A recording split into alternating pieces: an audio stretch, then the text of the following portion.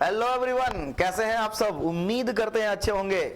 मैं देव सर सर्वोत्तम क्लास 10 के YouTube चैनल पे आपका स्वागत करता हूं। जैसा कि पता होगा, नया चैप्टर पीछे देख ही सकते हैं, इलेक्ट्रिसिटी के बारे में पढ़ने वाले हैं।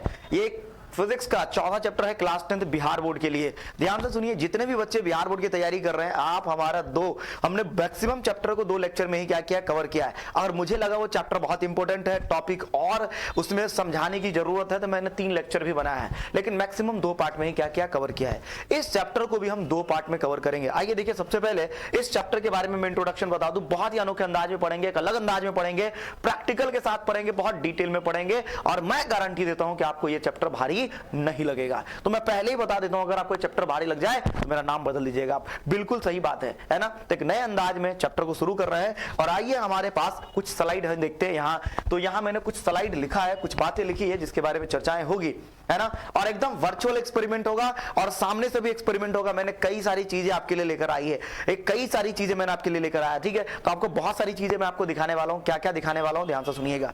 सबसे पहले हम बात करेंगे विद्युत के बारे में। इस चैप्टर का नाम है विद्युत, चैप्टर नंबर 4 है ना। फिजिक्स का चैप्टर 4 है, चैप्टर 4 है, जिसको हम लोग यहां डिस्कस करने वाले हैं। अब अगर विद्युत की बात करें, ध्यान से सुनिएगा, तो ये 2 प्रकार के होते हैं। एक होता है स्थिर वैद्युत, स्थिर वैद्युत, ठीक है, और दूसरा होता है विद्युत धारा। तो स्थिर वैद्युत और दूसरा क्या है, स्थिर विद्युत धारा, ठीक है। तो यहां आपका है स्थिर वैद्युत और दूसरा क्या है, विद्युत धारा। इस चैप्टर को 2 पार्ट में हम लोग क्या करने वाले हैं, डिस्कस करने वाले हैं। नाम इसको अंग्रेजी में हम क्या कहते हैं, इलेक्ट्रोस्टैटिक्स, और इसको अंग्रेजी में कहते हैं करंट इलेक्ट्रिसिटी, है ना। अब ध्यान से सुनिए, इन नामों के बारे में जरूर जानेंगे हम। स्थिर का मतलब होता है विराम, स्थिर का मतलब क्या होता है, विराम। और विद्युत वर्ड जहां भी आ जाए, इसका मतलब होता है आवेश।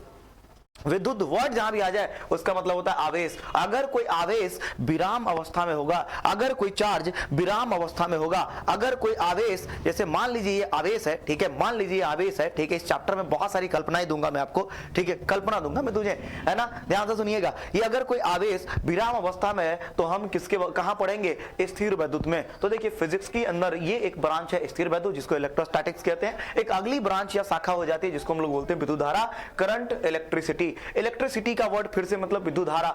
यहां देखिए, विद्युत का मतलब होता है फिर से क्या, आवेश, और धारा का मतलब होता है बहना। तो इसमें आवेश बहेगा, इसमें आवेश चलेगा, और इसमें आवेश रुका रहेगा। तो इन दोनों पार्ट्स को हम क्या करेंगे, डिस्कस। पहले लेक्चर के अंदर हम स्थिर वैद्युत को डिस्कस करेंगे, और दूसरे लेक्चर के अंदर हम विद्युत धारा को ही डिस्कस करके कंप्लीट करा देंगे।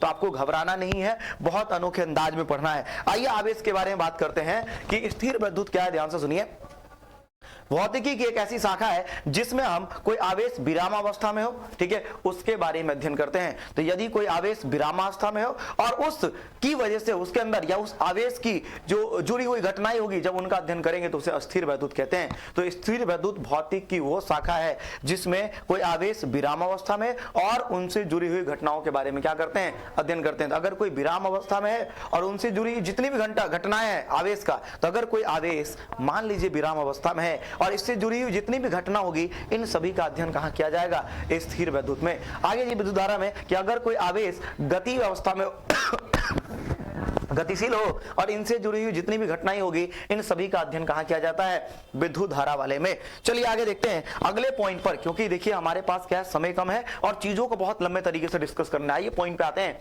आवेश के बारे में कहा गया कि आवेश अगर विराम अवस्था में होता है तो केवल और केवल विद्युत क्षेत्र को उत्पन्न करता है। केवल और केवल क्या उत्पन्न करता है, विद्युत क्षेत्र को उत्पन्न करता है। अगर आवेश, है ना, गति कर रहा है, यानी कि अगर एक समान चाल से गति करेगा, तो एक समान चाल से अगर गति कर रहा है, ध्यान से सुनिएगा, एक समान चाल से अगर गति कर रहा है तो 2 चीजें बना सकता है। एक विद्युत क्षेत्र बना सकता है, दूसरा चुंबकीय क्षेत्र बना सकता है। तो अगर कोई आवेश विरामावस्था में है तो केवल विद्युत क्षेत्र उत्पन्न करेगा।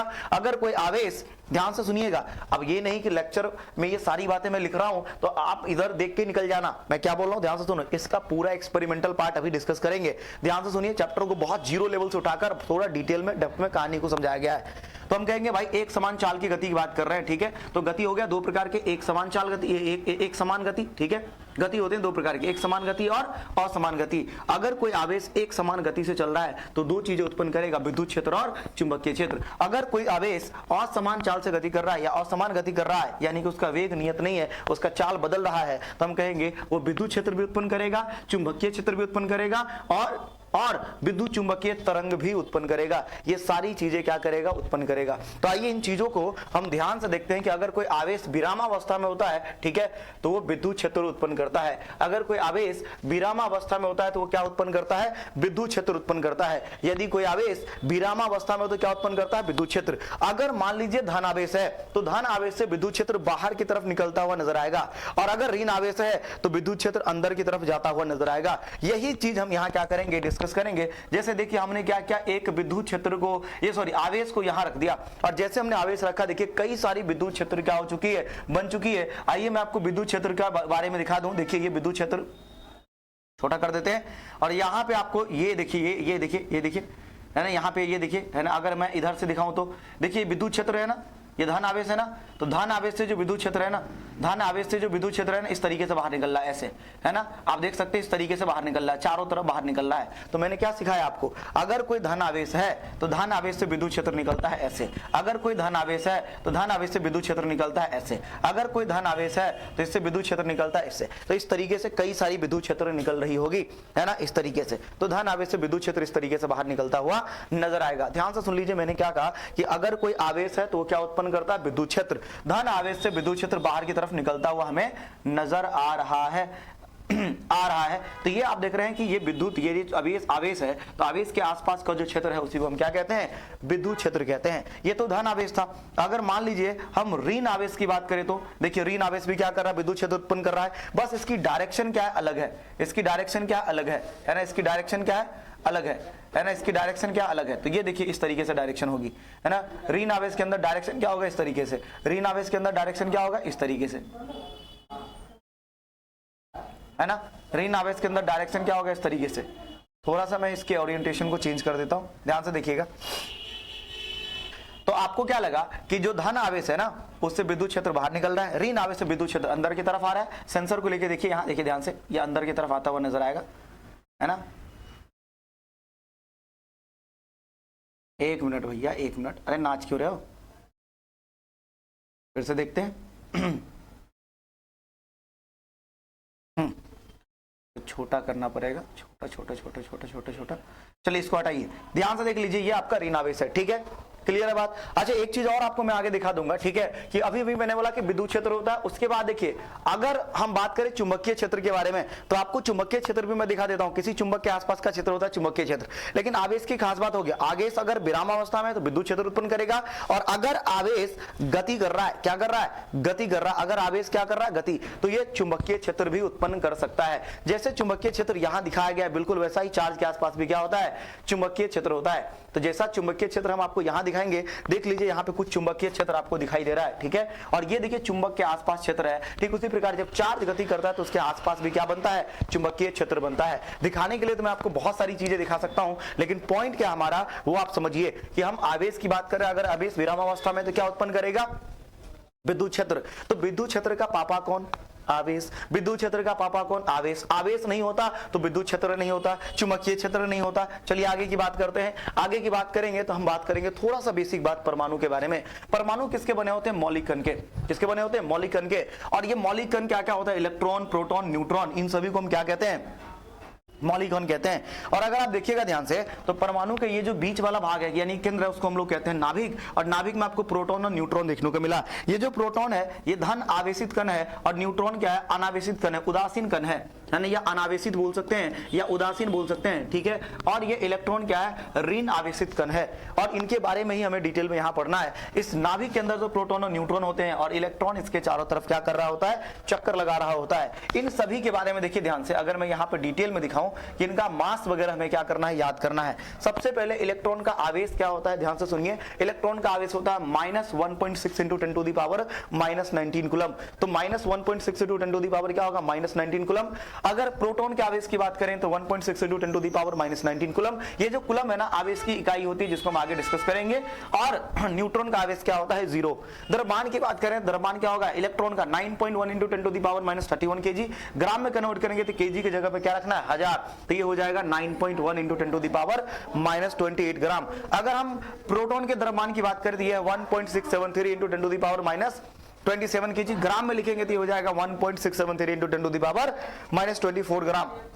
प्रोटॉन का मास देखेंगे तो 1.675 into 10 to the power -27 KG, gram में बोलेंगे तो 1.675 into 10 to the power -24 KG. इस तरीके से हम द्रव्यमान की बात कर सकते हैं। अब देखिए अगर इलेक्ट्रॉन प्रोटॉन का देखिए दोनों का द्रव्यमान लगभग सेम है, यहाँ देखिए 1.673 है और यहाँ पर 1.675 है, लेकिन इलेक्ट्रॉन का जो द्रव्यमान होता है प्रोटॉन के द्रव्यमान से कई गुना कम होता है, लगभग 1840 गुना कम होता है। चलिए आगे देखिए स्थान की बात करें तो इलेक्ट्रॉन, ये इलेक्ट्रॉन आपको देखने को मिलेगा कक्षा में, प्रोटॉन केंद्रक में देखने को मिलता है, न्यूट्रॉन भी केंद्रक में देखने को मिलता है। इलेक्ट्रॉन की खोज करी थी जे थॉमसन ने, है ना, और प्रोटॉन की खोज करी थी गोल्डस्टीन ने और न्यूट्रॉन की खोज करी थी चैडविक ने। इसको याद करने का हमने तरीका बताया, जेई का मतलब जानते हैं आप, है ना, जूनियर इंजीनियर। जेई का मतलब क्या, इलेक्ट्रॉन की खोज जे थॉमसन ने करी थी। इसको याद करने का तरीका बताया था पीजी एक डिग्री होता है जो ग्रेजुएशन के बाद की होती है, ठीक है, या जहां हम रहते हैं उसको पीजी भी बोलते हैं। अब देखिए यहां से ये जो पी है ना, इसका मतलब हुआ प्रोटॉन, जी का मतलब हुआ गोल्डस्टीन। इस तरीके से आप याद रख सकते हैं। और ये एनसी है, एनसी का मतलब होता है नहीं चाहिए। क्या ये ट्रिक नहीं चाहिए? ट्रिक चाहिए ना, नहीं चाहिए तो क्योंकि अगर आसान है तो याद कर लीजिए बिना ट्रिक का भी। अगर न्यूट्रॉन की बात करें तो न्यूट्रॉन की डिस्कवरी किसने करी थी? चैडविक ने। तो कई बार ये भी पूछ लिया जाता है भाई, है ना, ये भी पूछ लिया जाता है। चलिए फटाफट आगे बढ़ते हैं और आगे बढ़ेंगे और सबसे पहले इंपॉर्टेंट और मेन बात की बात करते हैं, वो है आवेश, है ना। आवेश को हम लोग किससे सूचित करते हैं? क्यू से, है ना। आवेश को हम किससे सूचित करते हैं? क्यू से। आवेश किसी पदार्थ का वह गुण है जो विद्युत क्षेत्र, चुंबकीय क्षेत्र, विद्युत क्षेत्र, चुंबकीय क्षेत्र और विद्युत चुंबकीय त्वरण को उत्पन्न भी कर सकता है और महसूस भी कर सकता है। तो आवेश किसी पदार्थ का वह गुण है जो विद्युत क्षेत्र, चुंबकीय क्षेत्र और विद्युत चुंबकीय त्वरण उत्पन्न भी करता है और महसूस भी करता है। जैसे मान लीजिए हमारे पास एक आवेश है, अभी मैंने आपको दिखाया था कि ये आवेश क्या कर रहा है? विद्युत क्षेत्र उत्पन्न कर रहा है। तो अगर आप शुरुआत में निकल लिए होते तो फिर अभी आगे की बातें समझ में नहीं आती, ठीक है। तो ये देखिए विद्युत क्षेत्र की अगर बात करें तो ये देखिए आवेश के आसपास क्या होगा? विद्युत क्षेत्र होगा, जैसा कि मैंने आपको पीछे वाले, है ना, स्लाइड में दिखाया है। ये आवेश के आसपास क्या है? विद्युत क्षेत्र। अगर मान लीजिए कोई दूसरा आवेश लेकर इसके पास लेकर आते हैं, तो अगर कोई दूसरा आवेश इसके पास लेकर आएंगे तो इसके ऊपर क्या लगाएगा? बल लगाएगा। क्या लगाएगा? बल। तो ये आवेश इसके ऊपर क्या लगा देगा? बल लगा देगा। तो पहली बात क्या है, देखो ध्यान से, ये जो आवेश है ये विद्युत क्षेत्र उत्पन्न भी कर रहा है और दूसरा ये वाला जो आवेश है ना, ये भी विद्युत क्षेत्र उत्पन्न कर रहा है। लेकिन जब ये वाला आवेश इसके विद्युत क्षेत्र में आएगा तो इसको धक्का मार देगा, है ना, धक्का मार देगा, क्योंकि ये भी धन आवेशित है, ये भी धन आवेशित है। तो आपको क्या समझ में आया कि भाई कोई भी आवेश विद्युत क्षेत्र उत्पन्न भी कर सकता है, महसूस भी कर सकता है, चुंबकीय क्षेत्र उत्पन्न भी कर सकता है, महसूस भी कर सकता है। ये वाला इसके ऊपर भी धक्का लगा रहा होगा, ये भी ये महसूस कर पा रहा होगा, ये भी ये महसूस कर पा रहा होगा। चलिए आगे, तो आगे देखिए ध्यान से सुनिए, है ना। अब आवेश उत्पन्न कैसे होता है तो ये भी बात मैं आपको बता दूं। आवेश का डेफिनेशन 2 नंबर में आता है, 2 नंबर में आता है, याद रखिएगा, 2 मार्क्स, यहां से 2 नंबर फिक्स करना है आपको। दूसरा, आवेश उत्पन्न कब होता है? जब इलेक्ट्रॉन ज्यादा हो जाए या कम। किसी भी परमाणु पे अगर इलेक्ट्रॉन ज्यादा हो जाए या किसी भी पदार्थ पे इलेक्ट्रॉन ज्यादा हो जाए या कम, इलेक्ट्रॉन ज्यादा होगा तो वस्तु ऋण आवेशित हो जाएगा और इलेक्ट्रॉन कम होगा तो वस्तु क्या हो जाएगा? धन आवेशित हो जाएगा। और इसी आधार पर, जैसे मान लीजिए वस्तु है, इस पे इलेक्ट्रॉन ज्यादा है तो वस्तु क्या? ऋण आवेशित है। और अगर मान लीजिए ये, ठीक है, इस पे इलेक्ट्रॉन ज्यादा है, ठीक है, और प्रोटॉन क्या है? कम है, प्रोटॉन कम है, ठीक है, और इलेक्ट्रॉन ज्यादा तो ऋण आवेशित। अगर प्रोटॉन ज्यादा है, ठीक है, और इलेक्ट्रॉन क्या है? इलेक्ट्रॉन कम है, तो ये वस्तु क्या हो जाएगा? धन आवेशित हो जाएगा। तो प्रोटॉन ज्यादा है, इलेक्ट्रॉन कम है, इसलिए धन आवेशित है।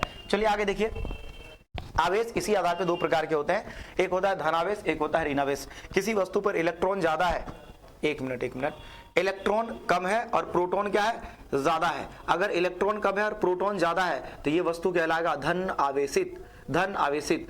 इलेक्ट्रॉन ज्यादा है और प्रोटॉन क्या है? कम है। अगर इलेक्ट्रॉन ज्यादा है, प्रोटॉन कम है तो ये वस्तु क्या होगा? ऋण आवेशित, ठीक है। इतनी बातें क्लियर। तो आवेश 2 प्रकार के होते हैं।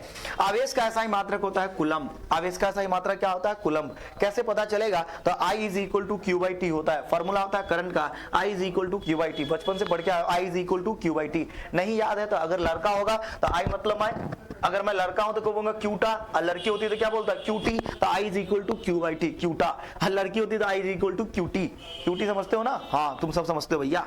तो यहां से Q निकालेंगे तो इन दोनों को क्या करना पड़ेगा? कोना कोनी गुना करेंगे तो Q इज इक्वल टू हो गया it, Q is equal to हो गया इट। देखिए करंट की जो इकाई होती है, इकाई वो होता है एम्पियर, और समय का जो इकाई होता है वो होता है सेकंड, और एम्पियर को जब सेकंड से गुना करेंगे तो ये हो जाएगा कुलम्ब, ये हो जाएगा कुलम्ब। थारा भाई जोगिंदर, ये क्या हो गया भाई? कुलम्ब हो गया। ध्यान से सुनिए, ये कुलम्ब हो गया।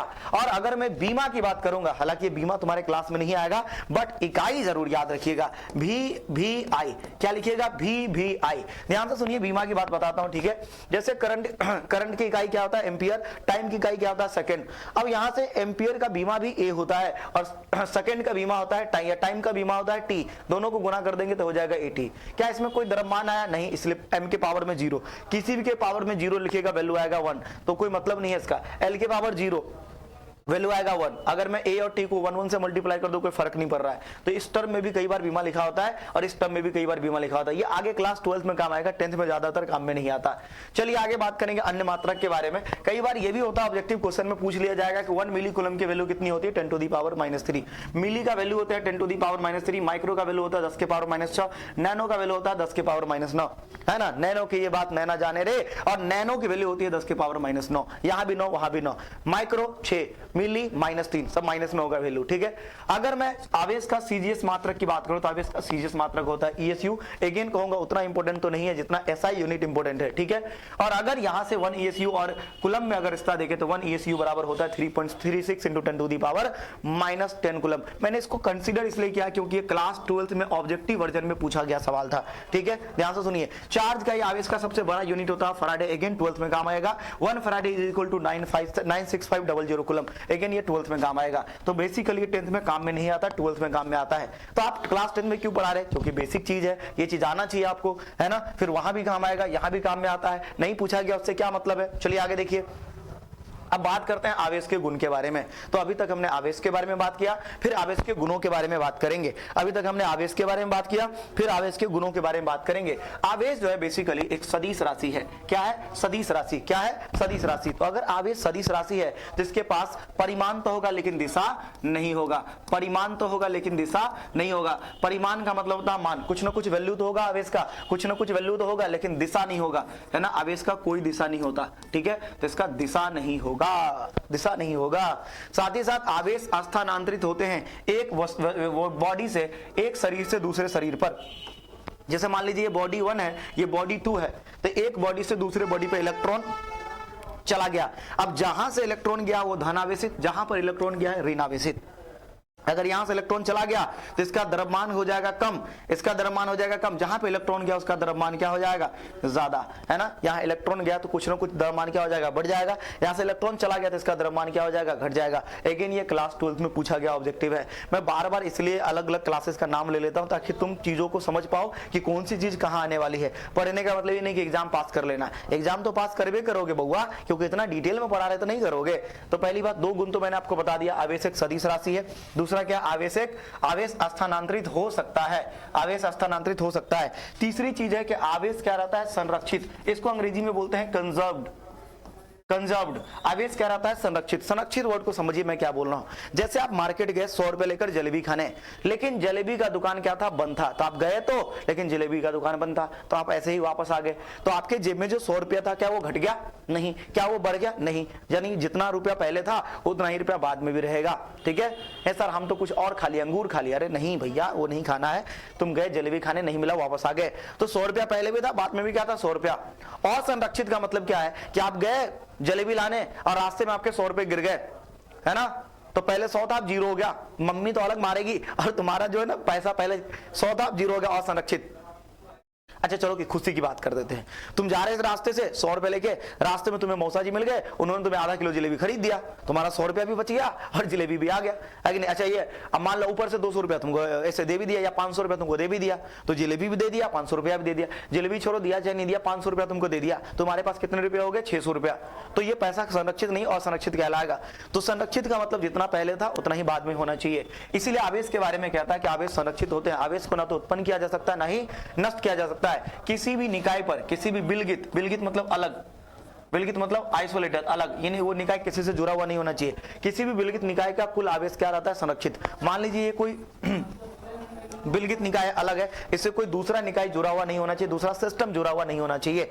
अब इसमें देखिए सबसे पहले इसके ऊपर केस 1 में देखिएगा, केस 1 में ध्यान से देखिएगा, इसके ऊपर पहले आवेश कितना था 10 कूलम का, इसके ऊपर क्या -2 कूलम का। कुल आवेश निकालेंगे तो कुल क्या होगा Q1 + Q2, 10 + -2 क्या होगा 8 कूलम का आवेश पहले था। अब क्या हुआ कि 1 कूलम इन दोनों बॉडी से 1 कूलम का आवेश दूसरे बॉडी पे चला गया, तो -2 था एगो दे दिया तो क्या हो गया -1, और यहाँ 10 था एगो चला गया तो क्या हो गया 9। तो अब अगर कुल आवेश निकालेंगे ना Q1 + Q2 करेंगे ना तो 9 में से 9 में क्या करेंगे -1 जोड़ेंगे तो फिर से क्या हो जाएगा 8 कूलम हो जाएगा। तो पहले जितना आवेश था बाद में भी क्या रहा उतना ही आवेश रहा, यानी QI = QF है ना। प्रारंभिक आवेश पहले जितना आवेश था बाद में भी क्या रहा उतना ही आवेश रहा, बाद में भी क्या रहा उतना ही आवेश रहा, बाद में भी क्या रहा उतना ही आवेश। तो हम कह सकते हैं कि आवेश क्या है संरक्षित होता है।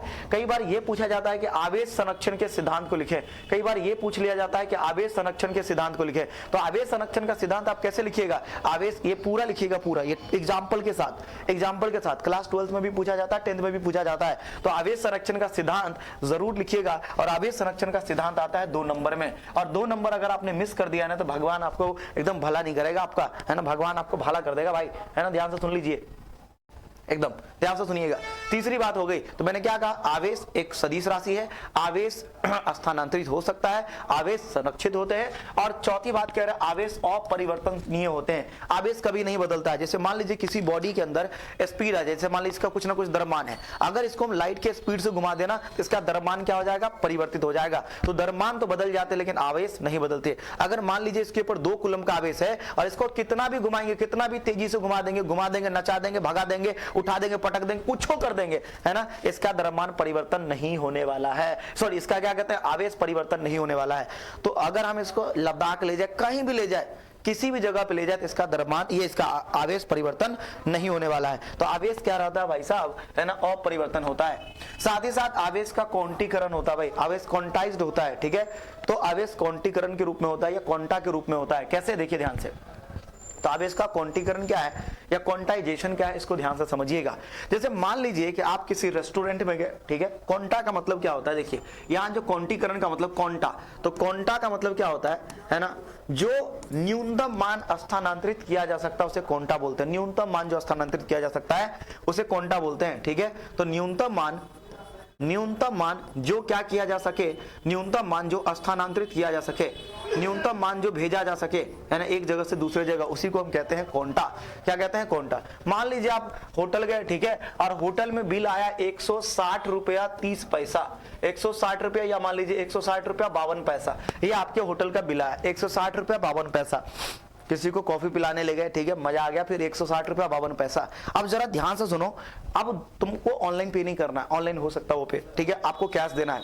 अब अगर आप कैश दीजिएगा, इंडियन करेंसी में देना है आपको, तो 160 रुपया 52 पैसा देना है। या तो तुम दुकानदार को 160 रुपया दोगे, या तो दुकानदार तुमसे क्या लेगा, 161 रुपया लेगा, है ना। चलो भाई, हम कहेंगे नहीं, चलो ठीक है, तुम ही खुश रहो भाई दुकानदार भाई साहब, हम तुमको खुश होकर, ठीक है, 48 पैसा टिप दे दिए, जाओ, हाँ टिप दे दी तुमको 48 पैसा, बहुत बढ़िया, खुश हो जाओ तुम, है ना। तो मिनिमम कितना रुपया दोगे दुकानदार को, 161 रुपया। या अगर मान लीजिए तुम्हारे पास 161 नहीं 160 ही है, तो 160 में भी काम कई बार चल जाता है। तो मिनिमम या तो 160 दोगे या तो 161 दोगे।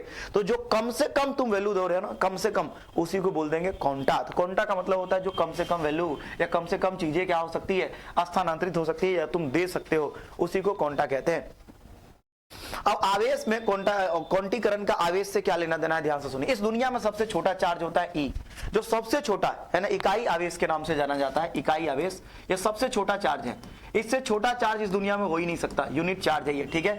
इसकी वैल्यू होती है 1.6 × 10⁻⁻19 कूलम, इससे छोटा चार्ज हो ही नहीं सकता, है ना। तो किसी भी बॉडी पर अगर चार्ज जाएगा या किसी भी बॉडी पर से चार्ज आएगा तो इससे छोटा नहीं हो सकता, इससे छोटा चार्ज जा नहीं सकता। जाएगा तो ई जाएगा, आएगा भी तो ई जाएगा, कम से कम। ज्यादा से ज्यादा क्या हो सकता है, किसी बॉडी पे ई चार्ज हो सकता है किसी बॉडी पे 2 ई चार्ज हो सकता है किसी बॉडी पे 3 ई चार्ज हो सकता है किसी बॉडी पे 4 ई चार्ज हो। लेकिन क्या किसी बॉडी पर, किसी शरीर पर 5/2 ई चार्ज हो सकता है क्या? नहीं। क्यों नहीं हो सकता भैया, क्यों नहीं हो सकता? क्या मुझे बताओ, किसी अगर मान लीजिए क्लास में ऑफलाइन क्लास होता है, यहाँ बच्चे बैठे होते, ठीक है, तो मैं किसी एक बच्चे को बाहर करता तो एक बच्चा जाता बाहर, फिर हम क्या करते, 2 बच्चे को बाहर करते, 3 को करते, 4 को करते, 5 को करते। तो आपको नहीं लगता है कि पूर्ण संख्या के गुणज के रूप में ही बाहर करते? क्या हम किसी बच्चे को भिन्न के रूप में बाहर कर सकते हैं? मतलब आधा बच्चा काट के बाहर कर देंगे? पॉसिबल है? जेल हो जाएगा, फांसी, सीधा फांसी, है ना। अब मेरी बात ध्यान से सुनो, मैं क्या कह रहा हूं। या तो किसी सतह पर या किसी बॉडी पर या तो ई होगा, या तो 2e होगा, या तो 3e, या तो 4e। 5/2e नहीं हो सकता है। चार्ज भिन्न के रूप में नहीं हो सकते हैं, आधा अधूरा नहीं हो सकता है, ठीक है। तो मैं क्या बोलूंगा, ध्यान से सुनो, कि कोई भी प्रत्येक आवेश, इस दुनिया में जो भी आवेश है वो इकाई आवेश के पूर्ण गुणज के रूप में होता है। अब इकाई आवेश ये है ई, पूर्ण गुणज क्या होता है? पूर्ण गुणज, तो पूर्ण का मतलब होता है एक पूर्ण संख्या, 1 2 3 4 5 6, माइनस में प्लस में जीरो में जो भी है, ठीक है। तो ये हो गया पूर्ण। और गुणज का मतलब होता है मल्टीप्लाई, है ना। तो कोई भी आवेश, ये जो आवेश है ना, वो इकाई आवेश के पूर्ण गुणज के रूप में होता है। इसलिए फॉर्मूला क्या बनेगा? Q is equal to NE, Q is equal to NE, Q is equal to NE, Q is equal to NE, Q is equal to NE। ये फॉर्मूला बनेगा। Q क्या है? आवेश। N क्या है भाई? धन और ऋण पूर्णांक, ठीक है। या पूर्णांक है भाई, सीधा सीधा बोल दो पूर्णांक है ना। n क्या पूर्णांक है? अब पूर्णांक धनात्मक भी होता है, ऋणात्मक भी होता है ना। तो -1 या -3 मान लीजिए, -1, -2, -3, फिर 0, ऐसे सोन चलते रहेगा, ठीक है। चलते रहेगा 0, फिर +1, है ना, +2, ऐसे चलते रहेगा, +3, ऐसे चलते रहेगा। कहानी समझ रहे हैं ना आप? तो कुछ भी हो सकता है पूर्णांक, ठीक है। तो किसी भी बॉडी पर या प्रत्येक चार्ज, है ना, इकाई आवेश के पूर्ण गुणज के रूप में होता है। और फॉर्मूला चार्ज का बनेगा Q is equal to NE, Q is equal to NE, Q is equal to NE। चलिए, तो अभी तक हमने क्या क्या सीखा? पहले आवेश के बारे में सीखा, फिर आवेश के गुणों के बारे में सीखा, ठीक है। और फिर उसके बाद हम लोग बात करेंगे, है ना, किसी वस्तु को आवेशित करने का तरीका। किसी वस्तु को आवेशित करने का तरीका, पहला तरीका है घर्षण। जब दो वस्तु का आपस में क्या किया जाता है? रब किया जाता है। जब एक वस्तु को दूसरे वस्तु से रगड़ देते हैं, तो रगड़ने के बाद क्या होता है? एक वस्तु से इलेक्ट्रॉन दूसरे वस्तु पे चले जाता है। अब जिस वस्तु से इलेक्ट्रॉन गया है ना, जिस वस्तु से इलेक्ट्रॉन गया है वो हो जाएगा धन आवेशित। जिस वस्तु पर इलेक्ट्रॉन गया हो गया ऋण आवेशित। जैसे मान लीजिए दो वस्तु को हमने क्या कर दिया? आपस में रब कर दिया, ठीक है। तो ये वस्तु 1 है और ये वस्तु क्या है? 2 है। एक वस्तु से इलेक्ट्रॉन कहां चला गया? दूसरे वस्तु पर। अब यहां से इलेक्ट्रॉन यहां गया तो ये हो गया धन आवेशित, और इस पे इलेक्ट्रॉन गया तो क्या हो जाएगा? ऋण आवेशित। यही चीज हम इसके साथ भी करते हैं। जैसे कांच का छड़ है, कांच का छड़ को हम क्या करते हैं? सिल्क के कपड़ा में रब कर देते हैं। तो जब कांच के छड़ को सिल्क के कपड़ा से रब करेंगे तो कांच के छड़ के ऊपर क्या आ जाएगा? कांच के छड़ के ऊपर क्या हो जाएगा? धन आवेश आ जाएगा, क्योंकि यहां से इलेक्ट्रॉन कहां चला गया? यहां चला गया, और ये हो जाएगा ऋण आवेशित। जैसे ऊनी वस्त्र को रबर के जूता या प्लास्टिक की वस्तु से क्या करते हैं? रब करते हैं, तो ऊनी वस्त्र से इलेक्ट्रॉन यहां पे चला जाता है, ये हो जाएगा धन आवेशित, ये हो जाएगा ऋण आवेशित। सूखा बाल से कंघा को क्या करते हैं? रब करते हैं, तो सूखा बाल से इलेक्ट्रॉन कहां जाता है? कंघा पे। कंघा हो जाएगा ऋण आवेशित, बाल हो जाएगा धन आवेशित, ठीक है। बिल्ली के बाल, है ना, बिल्ली का जैसे बाल है उसके साथ एबोनाइट छड़ रब कर देंगे तो इलेक्ट्रॉन चला जाता है एबोनाइट छड़ पे, ऋण आवेशित हो जाता है और ये धन आवेशित हो जाता है। एक चीज तुमने कई बार देखा है इलेक्ट्रोस्टैटिक्स की जादू में, ठीक है। तुम कभी बलून को क्या करो? बालों में रब कर दो, रबर है ना, रबर है, ठीक है। कंघा भी रबर से ही बना होता है, ठीक है। तो सूखा बाल है और उसको रब कर दो और तुम दीवार में चिपकाना, चिपक जाएगा, वो एकदम चिपक जाएगा। इसके पीछे रीजन क्या है ना, जब तुमने दो वस्तु को रब किया ना, पहली बात तो जो इलेक्ट्रॉन है ना बाल से कहां चला गया? बलून पर। अब बलून हो गया आवेशित, है ना, और दीवार क्या? अनावेशित। तो दीवार के अंदर जो पॉजिटिव चार्ज होगा उसको क्या करेगा? अपनी तरफ खींचेगा और वो दोनों आपस में चिपक जाएंगे। अब ऐसा तुम घर पे भी कर सकते हो। ऐसा मैं क्या करूंगा, एक दो वीडियो बना के भी डाल दूंगा शॉर्ट्स में सर्वोत्तम क्लास 10 के चैनल पे। हालांकि मैंने एक वीडियो बना के डाला हुआ, कौन सा वाला? कंघा वाला, ठीक है। तो बाल वाला, तो बाल के साथ मैंने किया था, छोटे छोटे कागज के टुकड़ों को क्या कर लेता है? आकर्षित कर लेता है। तो बाल से क्या होंगे? जब कंघा को रब करेंगे तो कंघा पे आ जाएगा नेगेटिव चार्ज, और उस नेगेटिव चार्ज से, जैसे जो पेपर का टुकड़ा ना, पेपर का टुकड़ा होता है अनावेशित, है ना, उसमें कोई आवेश नहीं होता है। अगर आगे आपको पढ़ाऊंगा कि एक धन आवेश दूसरे धन आवेश को क्या करता है? आकर्षित और विकर्षित कर सकता है, ठीक है। मैं यही आपको बता देता हूं, देखिए ध्यान से। थोड़ा चार्ज के गुण पे आ जाइए। कहां था चार्ज का गुण? यही था ना चार्ज का गुण, ठीक है। तो एक गुण मैं आपको और यहां लिख देता हूं। एक गुण क्या है? जैसे मान लीजिए कोई धन आवेशित है, ठीक है, दूसरा धन आवेशित है, तो इनके बीच में क्या होगा? विकर्षण, है ना, इनके बीच में क्या होगा? रिपल्सन, विकर्षण, ठीक है। अगर मान लीजिए ये धन आवेशित है और ये ऋण आवेशित है, तो इनके बीच में क्या होगा? आकर्षण, अट्रैक्शन, ठीक है। अगर मान लीजिए धन आवेशित है और ये अनावेशित है, तो भी इनके बीच में क्या होगा? आकर्षण। पूछो कैसे? क्योंकि देखिए ये अनावेशित है तो इसके ऊपर जितना धन आवेश होगा उतना ही ऋण आवेश होगा, तो ये पॉजिटिव चार्ज क्या करेगा? इसके ऋण आवेशित को अपनी तरफ खींच लेगा और धन आवेशित को दूर भेज देगा, ठीक है, और फाइनली ये दोनों आपस में अट्रैक्ट हो जाएगा। मैं क्या बोल रहा हूँ ध्यान से सुनिए। जैसे मान लीजिए हमारे पास एक बॉडी है, इसके ऊपर पूरा पॉजिटिव चार्ज है, ये धन आवेशित है, ठीक है, धन आवेशित है। ये दूसरी बॉडी है जो उदासीन है, अगर उदासीन है तो इसके ऊपर नेगेटिव और पॉजिटिव चार्ज दोनों होगा, धन आवेश और ऋण आवेश दोनों होगा, ठीक है। तो ये पॉजिटिव चार्ज क्या करेगा, इसके ऋण आवेशित को अपनी तरफ आकर्षित कर लेगा और इसके धन आवेश को अपनी दूर क्या कर देगा, धक्का दे देगा। अब इन दोनों के बीच में क्या होने लगेगा, आकर्षण। तो एक धन आवेशित कण भी उदासीन को क्या कर सकता है, आकर्षित कर सकता है, ठीक है। अब ये बात तुझे हजम नहीं हो रही होगी तो वो कंघा क्या है, ऋण आवेशित, कागज का टुकड़ा क्या, उदासीन, उसको अपनी तरफ खींच लेता है। जैसे मान लीजिए ऋण आवेशित है, ठीक है, ऋण आवेशित है और ये क्या है, उदासीन है, तो ये क्या करेगा, इसके धन आवेश को अपनी तरफ खींच लेगा और ऋण आवेश को दूर धक्का मार देगा और इन दोनों के बीच में फिर से क्या हो जाएगा, आकर्षण।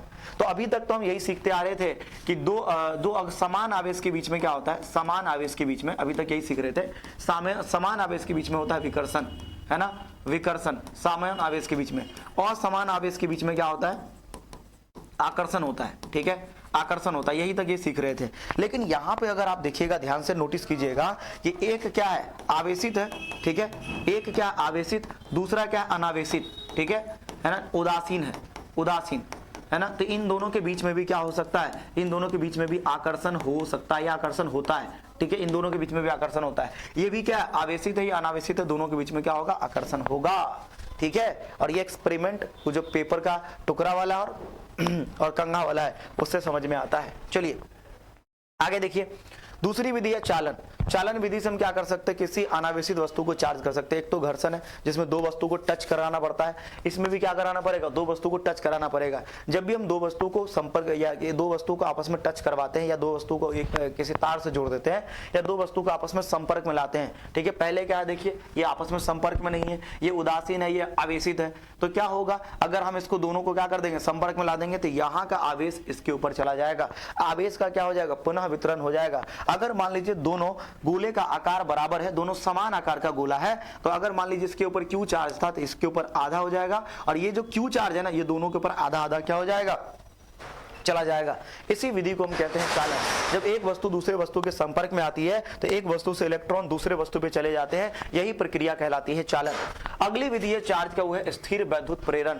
प्रेरण का मतलब होता है प्रेरित करना। जैसे मान लीजिए आप नहीं पढ़ रहे हैं और कोई आपको आके आगे तू कर सकता है, तू पढ़ सकता है, तुम्हारे अंदर इतना टैलेंट है कि तुम कुछ भी कर सकता है, तुमने क्या क्या पढ़ना शुरू कर दिया और तुम अपने जीवन में सक्सेस हो गए। तो जो काम तुम नहीं करने वाले थे ना, तुमको किसी ने प्रेरणा दी, तुमको किसी ने मोटिवेशन किया, तुमको किसी ने एक्साइट किया, किसी ने प्रेरित किया और वो काम तुमने क्या कर लिया। बिल्कुल वही प्रेरण से ही क्या बना भाई साहब, है ना, ये प्रेरणा से ही क्या बना, प्रेरण, या फिर क्या बोलते हैं, प्रेरित से ही क्या बना है, प्रेरण बना है। स्थिर वैद्युत प्रेरण, नाम से ही समझ में आ रहा है, स्थिर वैद्युत, आवेश क्या होगा, स्थिर होगा, बस इसमें याद रखना है। सबसे पहले क्या करते हैं इसमें कि एक आवेशित वस्तु एक अनावेशित वस्तु को बिना स्पर्श किए हुए क्या कर देती है, आवेशित कर देती है, ये इस विधि के अंदर। अब होगा क्या इसमें, देखिए जैसे मान लीजिए क्या है, ये एक उदासीन वस्तु, जैसे जितना माइनस का चार्ज उतना प्लस का है, ठीक है, ये क्या उदासीन है और ये क्या धन आवेशित है। जब हम इस धन आवेशित वस्तु को एक उदासीन वस्तु के पास में ले जाएंगे तो इसके ऊपर, है ना, ये जो अगर धन आवेशित है तो ये विपरीत आवेश को अपनी तरफ क्या करेगा, आकर्षित करेगा। अगर ये धन आवेशित है तो ऋण आवेशित को आकर्षित करेगा, अगर ये ऋण आवेशित होता है तो धन आवेशित को अपनी तरफ आकर्षित करता है। तो ऋण आवेशित को अपनी तरफ क्या कर लिया, आकर्षित कर लिया। फिर ये पहले चरण में ये हो गया। दूसरे चरण में हम क्या करते हैं, इस धन आवेशित वाले साइड से क्या करते हैं, उसको अर्थ में या ग्राउंड में क्या करते हैं, है ना, उसको हम धरती में क्या करते हैं, ग्राउंड में क्या करते हैं, तार जोड़ देते हैं। जब ग्राउंड में तार जोड़ेंगे तो एक्चुअली क्या होता है कि जो पृथ्वी है ना, वो बहुत बड़ा सुचालक है, उसके पास बहुत सारे इलेक्ट्रॉन होते हैं। वो इलेक्ट्रॉन यहाँ से निकलेगा और यहाँ के धन आवेश को ध्यान से सुनिए, यहाँ के धन आवेश को, यहाँ का जो धन आवेश है इसको, ये इलेक्ट्रॉन आया और इसको कर दिया उदासीन, इलेक्ट्रॉन आया इसको उदासीन कर दिया, इलेक्ट्रॉन आया इसको उदासीन कर दिया। अब इसके ऊपर क्या हुआ ना कि चार्ज, पॉजिटिव चार्ज हो गया खत्म। इसलिए कई बार ये भी बोला जाता है कि जो धन आवेश है ना, वो पृथ्वी खा गई, पृथ्वी के अंदर समा गई। ऐसा नहीं होता है, इलेक्ट्रॉन पृथ्वी से जाते हैं, इसको उदासीन कर देता है, ठीक है। अब क्या करेंगे, तीसरे स्टेप में अर्थिंग को तोड़ देंगे। अर्थिंग को तोड़ेंगे, ये तो हो गया उदासीन, अर्थिंग हटा दिए, कोई दिक्कत नहीं है। अब ये क्या बचा, इसके ऊपर नेगेटिव चार्ज, क्या बचा, नेगेटिव चार्ज।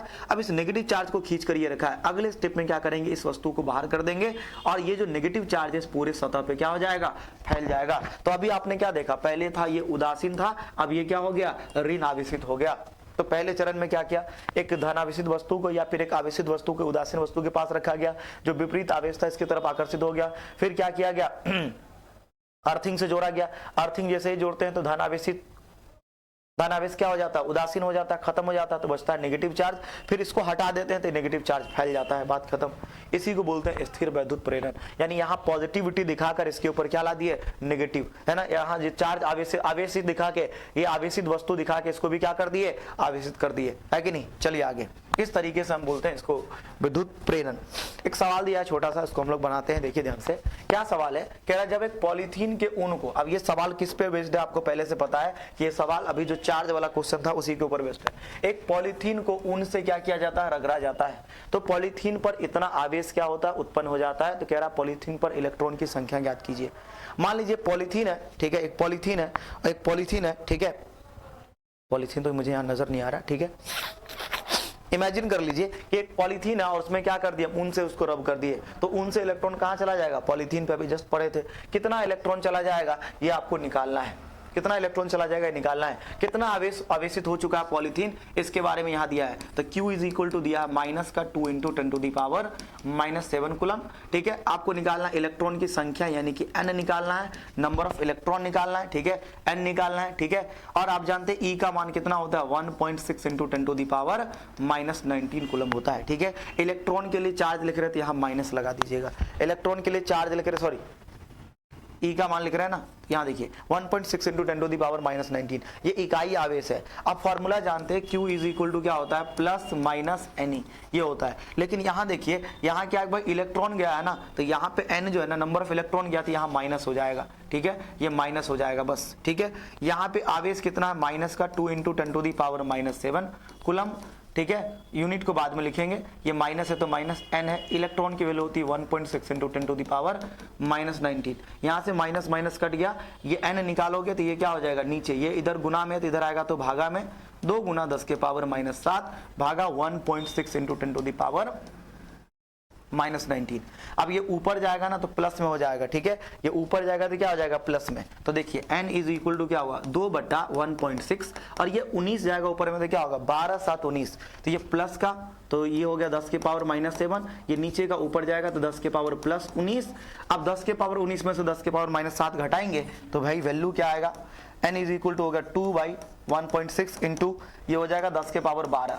इसको इससे डिवाइड करेंगे तो आंसर आएगा 1.25 × 10⁻12 इलेक्ट्रॉन्स, ठीक है। अब ये आपका आंसर आएगा, आप देख लेना। चलिए दूसरी बात आगे देखिए, कह रहा है कि 1 कूलम, ये बहुत VBI है, ये तो बहुत मजेदार क्वेश्चन। कह रहा है 1 कूलम आवेश पर, 1 कूलम आवेशित वस्तु पर इलेक्ट्रॉन की संख्या कितनी होगी। अब कूलम, 1 कूलम है तो 1 कूलम मतलब क्या, आवेश दे दिया तुमको 1 कूलम, ठीक है, आवेश दे दिया 1 कूलम। धन आवेशित है, इलेक्ट्रॉन चला गया, धन आवेश की बात हो रही है। कह रहा है इलेक्ट्रॉन की संख्या ज्ञात कीजिए। 1 कूलम है ना, तो अगर मान लीजिए कोई वस्तु आवेशित है तो उस पर इलेक्ट्रॉन भी होता है, प्रोटॉन भी होता है। अगर धन आवेशित है तो प्रोटॉन ज्यादा होगा, इलेक्ट्रॉन कम होगा, लेकिन इलेक्ट्रॉन होगा। तो अगर हम बात करें भैया कि 1 कूलम का आवेश है, इसके ऊपर इलेक्ट्रॉन की संख्या कितनी होगी, E की वैल्यू होती है 1.6 × 10⁻⁻19 कूलम। आइए फॉर्मूला लगाते हैं, Q इज इक्वल टू होता है Ne, और N इज इक्वल टू होगा Q/E, क्योंकि ये इधर आएगा तो भागा, गुना में तो भागा में आ जाएगा। Q की वैल्यू कितनी है, 1 कूलम, और ये हो आपका E की वैल्यू 1.6 × 10⁻⁻19 कूलम। कूलम मारा गया, ठीक है, ये ऊपर जाएगा तो भाई इसने इसको मार दिया, काटने का काम किसका है, लड़कियों का है। तो कूलम ने कूलम को मार दिया, काटने का काम लड़कियों का है। 10⁻⁻19 ऊपर जाएगा तो क्या हो जाएगा, 1 × 10⁻+19, ये हो जाएगा 1.6। एक काम करते हैं, हम इससे 10 पंचा ले लेते हैं, ठीक है, तो ये 1 0 इधर ले लेंगे तो 10 गुना ये हो जाएगा 10⁻18, ये हो जाएगा 1.6। 10 में डिवाइड करेंगे 1.6 से तो ये आंसर आएगा, लगभग आंसर आएगा तुम्हारा 6.25 × 10⁻18 इलेक्ट्रॉन्स। अब ये तुम अगर याद कर लो तो अच्छी बात है, डायरेक्ट सवाल आता है ऑप्शन में टिक करके लगा देना है। यहाँ 6.24 दिया, कोई दिक्कत नहीं, चलेगा, दोनों आंसर लगभग सेम ही है, ठीक है। चलिए आगे, अब आगे जो हमारा टॉपिक है उसका नाम है चालक, अर्धचालक और कुचालक। तो चालक है, अर्धचालक है और कुचालक है। चालक के बारे में ये कहते हैं, देखिए ध्यान से, जब भी किसी चालक की बात करते हैं तो हम तार की बात कर रहे हैं, ये तुम्हारा रहा चालक, ये क्या रहा चालक, हम इसी की बात कर रहे हैं, ये क्या है चालक। अगर तुम्हें कुचालक की बात करनी है ना, तुम्हें अगर कुचालक की बात करनी है तो ये देखो प्लास्टिक की चीज है, ये है तुम्हारा कुचालक, ठीक है, ये तुम्हारा क्या कुचालक। और ये फोन दिख रहा है, इस फोन के अंदर कई सारी चीजें लगी हुई है जो क्या है अर्धचालक है। तो मैं आपको फोन के अंदर जो सारी चीजें लगी होती है उसको हम अर्धचालक कहते हैं। अब कहानी को समझिए और डिटेल में समझिए, चालक क्या होता है, देखिए ध्यान से, चालक क्या होता है। देखिए चालक वो होता है ना जिसका चालकता बहुत ज्यादा होता है, ठीक है, चालकता उलकता की बात हम आगे समझेंगे। अब सबसे पहले देखिए चालक वह पदार्थ जिससे विद्युत धारा का चालन होता है, या फिर वह पदार्थ जिससे है ना धारा क्या होती है प्रवाहित होती है। तो जिससे धारा क्या होती है प्रवाहित, तो वह पदार्थ जिससे धारा प्रवाहित होती है जो धारा का प्रवाह या धारा को प्रवाहित होने देता है उसी को क्या बोलते हैं चालक। या ऐसा पदार्थ जिससे धारा प्रवाहित हो सकता है उसे हम चालक कहते हैं। तो चालक कहने का मतलब क्या है कि ऐसा पदार्थ जिससे धारा प्रवाहित होती है उसे हम क्या कह देंगे चालक कह देंगे। चलिए उसके बाद अर्धचालक की बात करते हैं। तो देखिए जिसकी चालकता मध्यम होती है, मध्यम मतलब ना बहुत अच्छे से क्या धारा को जाने देगा ना खराब से जाने देगा, मध्यम मतलब क्या, इसकी चालकता जो है ना चालक और कुचालक के बीच में होती है। तो इसकी चालकता क्या होती है मध्यम होती है, चालक और कुचालक के बीच में, ठीक है। ये बहुत ज्यादा विद्युत धारा का प्रवाह नहीं कर सकता है, बहुत कम भी नहीं कर सकता है, तो ना ज्यादा ना कम, ठीक है। तो इसकी चालकता कुचालक और चालक के बीच में पाई जाती है। कुचालक वो पदार्थ होता है जिनसे धारा प्रवाहित नहीं होती है, जो धारा का प्रवाह नहीं होने देता है, उसी को हम कहते हैं कुचालक। और भी कई सारे अंतर दिए गए। देखिए चालक के बारे में कह रहा है चालकता इसकी बहुत अधिक होती है, इसकी चालकता मध्यम होती है, इसकी चालकता नगण्य होती है, ना के बराबर होती है, ठीक है। हम आगे अगला देखें, अगर इसका प्रतिरोध देखें तो इसका प्रतिरोध बहुत कम होता है चालक का, लेकिन क्या कहते हैं अर्धचालक का प्रतिरोध मध्यम होता है, बीच में है ये, ठीक है। और इसका प्रतिरोध बहुत अधिक होता है। जो कुचालक होता है इसके इतने प्रतिरोध होते हैं कि उससे धारा जाता ही नहीं है, प्रतिरोध बहुत ज्यादा होता है, ठीक है, वो धारा को जाने नहीं देता है। और धारा को नहीं जाने देने का जो गुण होता है उसी को प्रतिरोध कहते हैं, जिसको आगे हम डिस्कस करेंगे। इलेक्ट्रॉन्स की अगर मैं बात करूं तो जो चालक होता है उसके अंदर कई सारे इलेक्ट्रॉन्स पाए जाते हैं, भर भर के इलेक्ट्रॉन्स पाए जाते हैं, तो कई सारे मुक्त इलेक्ट्रॉन्स इसके अंदर देखने को मिलता है, ठीक है, जो आसानी से इसके अंदर गति करते हैं। और इलेक्ट्रॉन की गति के कारण ही क्या होता है धारा प्रवाहित होती है। आगे इसको डिटेल में पढ़ेंगे। इलेक्ट्रॉन इसके अंदर क्या होता है भाई कम मात्रा में पाए जाते हैं, ठीक है, लेकिन हाँ इलेक्ट्रॉन इसके अंदर थोड़ा कम होता है, ठीक है, कम होता है, इसलिए इसकी चालकता क्या है कम है। इसके बाद इसमें इलेक्ट्रॉन तो मुक्त इलेक्ट्रॉन पाए ही नहीं जाते, ठीक है, तो इसकी चालकता 0 हो जाती है। कुछ एक्स्ट्रा पॉइंट भी लिखा हुआ है जो अपने को याद नहीं रखना, बट जो मैं बता रहा हूं उतना ही याद रखना है। चलिए आगे देखिए, इसमें देखिए सिलिकॉन और जर्मेनियम किसके एग्जांपल हैं अर्धचालक के। चालक के एग्जांपल में देखिएगा तांबा हो गया, चांदी हो गया, एल्युमिनियम हो गया, ये सब चालक से विद्युत धारा प्रवाहित होती है, ठीक है। तो चलिए मैं कुछ एग्जाम्पल दिखाता हूं आपको, देखिए ध्यान से, है ना। मैंने कहा लोहा वगैरह हो गया, ठीक है, तो जो लोहा वहा होता है ना वो क्या होता है विद्युत के सुचालक होते हैं या चालक होते हैं। देखिए ये क्या है विद्युत का चालक है, ये भी क्या है विद्युत का चालक है। अब मैं आपको एक जोरदार चीज दिखाने वाला हूं जो आप डे टू डे लाइफ में तो नहीं देखते, लेकिन आप बहुत रेयरली देखते होंगे, वो है तांबा, है ना। ये देख रहे हो तांबा एकदम ब्राउन कलर का होता है तांबा। ये जो तांबा है ना तांबा, ये भी क्या है विद्युत का चालक है। तो देखिए यहाँ क्या लिखा है तांबा लिखा है, तो ये तांबा क्या है विद्युत का चालक है। तो ये आपको विद्युत का चालक दिखा दिया।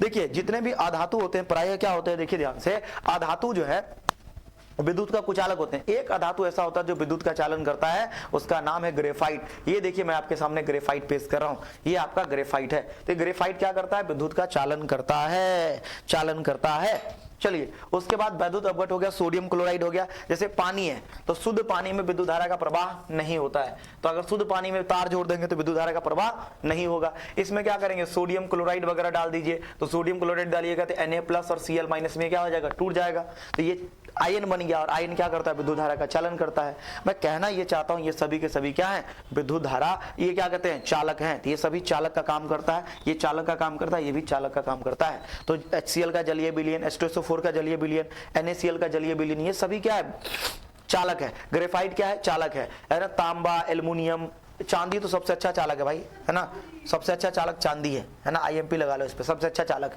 अर्धचालक, ये अर्धचालक में आपको सिलिकॉन और जर्मेनियम याद रखना है। और कुचालक में तो भाई जितने भी देखिए बिजली के तार के ऊपर क्या होती है कोटिंग होती है। जैसे कोई बिजली का तार है देख रहे हो तुम, इसके ऊपर जो कोटिंग होती है, चालक इसके अंदर है भाई। चालक क्या है इसके अंदर है, ये चालक नहीं था, चालक इसके अंदर है, चालक इसके अंदर है, चालक इसके क्या है अंदर है। चलिए आपको दिखाते हैं चालक इसके क्या है अंदर है ना, चालक इसके अंदर है। तुमको क्या लगा ये चालक है, नहीं भैया ये तो कुचालक है जो इसके ऊपर है। क्यों, क्योंकि अगर मान लीजिए चालक के ऊपर कुचालक नहीं चढ़ाया जाएगा तो हमें झटके लग सकते हैं। तो ये देखिए ये है चालक, आइए देखिए ध्यान से, ये है चालक, ओहो ये देखिए ये चालक है, ठीक है, ये क्या है चालक, और ये क्या है भाई साहब, इसके ऊपर देखो ये चालक है, और इसके ऊपर ये जो प्लास्टिक की थी इसे हम कुचालक कहते हैं। इससे धारा का प्रवाह नहीं होता, इसलिए हम इसको ऊपर से क्या कर सकते हैं, टच भी कर सकते हैं, छू भी कर सकते हैं, झटके नहीं लगते। अब सच में क्या किसी चालक से विद्युत धारा का चालन होता है? जरा ध्यान से देखना, मैं यही चीज एक्सपेरिमेंट करने वाला हूं। देखिए ये चालक है, ठीक है, ये चालक है, ये भी चालक है, ठीक है। अब जरा ध्यान से देखना, क्या अभी बल्ब जल रहा है? नहीं, है ना। हम क्या करते हैं, इसको सर्किट से जोड़ते हैं, ठीक है, सर्किट से जोड़ते हैं, और आपने देखा ये बल्ब क्या होने लगा, जलने लगा। तो अगर मैं आपसे कहूं कि नहीं, देखो ध्यान से, ये तार है और इससे विद्युत का चालन हो रहा है, इसलिए बल्ब क्या हो रहा है, जल रहा है।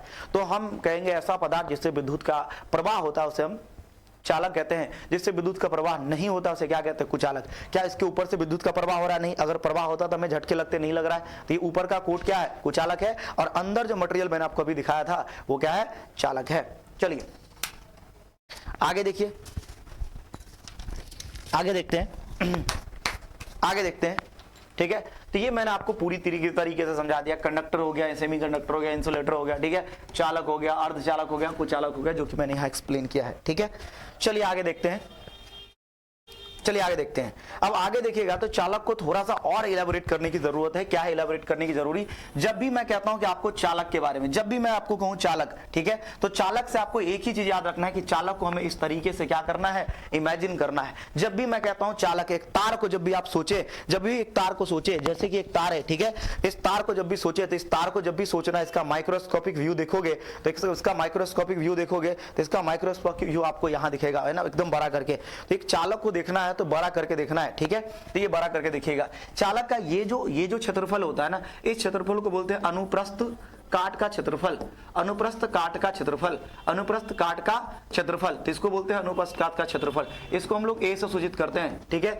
और यहां से लेकर के यहां तक की जो दूरी है इसको बोलते हैं चालक की लंबाई, है ना, चालक की लंबाई। क्या बोलते हैं इसे? चालक की लंबाई। क्या बोलते हैं? चालक की लंबाई, ठीक है। और ये चालक किसी न किसी चीज का तो बना ही होगा, ठीक है। इस चालक के अंदर एक और गुण होता है जिसको बोलते हैं प्रतिरोध। तो ये इलेक्ट्रॉन है, फ्री इलेक्ट्रॉन से चालक के अंदर, तो कई सारे मुक्त इलेक्ट्रॉन चालक के अंदर क्या होती है, पाई जाती है।